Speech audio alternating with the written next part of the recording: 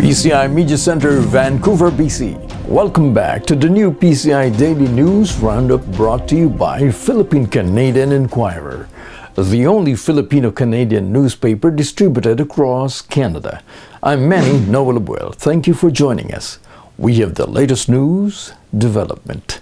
In the news, De Lima turns herself to CIDG.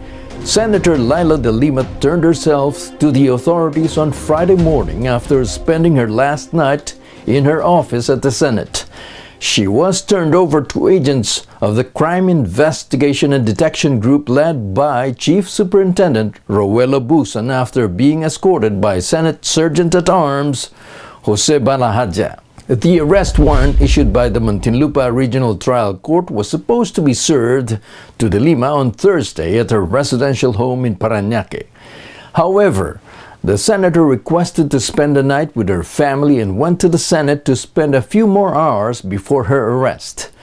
The arrest was supposed to be executed Friday at 10 in the morning.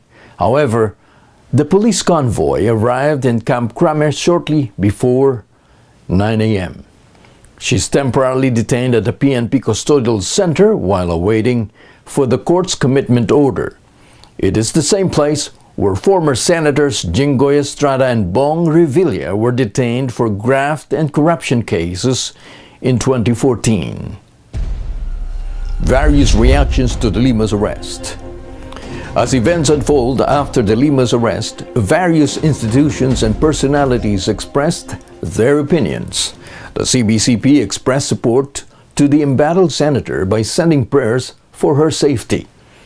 Liberal Party President Senator Francis Kiko Pangilinan, Quezon City District Representative Kit Belmonte, and activist priest Father Robert Reyes went to Camp Kramer to show support for De Lima. Akbayan Representative Tom Villarin called De Lima's arrest an ugly episode, and it was an act of political prosecution.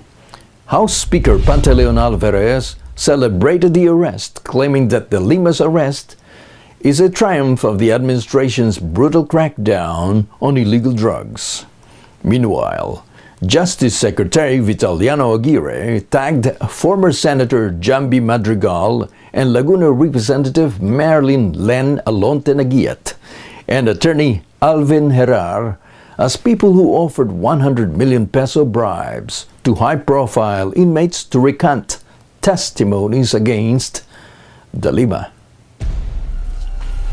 U.S. assures no mass deportations. Mexico expresses its concern and irritation towards the United States as it begins its campaign against illegal immigrants. In an attempt to ease tensions between nations, U.S. Homeland Security Secretary John Kelly promised on Thursday that the United States will not use its military to enforce immigration laws and that there will be no mass deportations. Kelly said, quote, "There will be no mass deportations. Everything we do in the DHS will be done legally."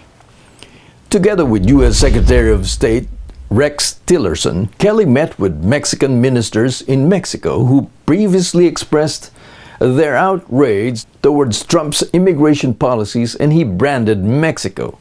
This statement, though, is quite contrary to what President Trump is saying.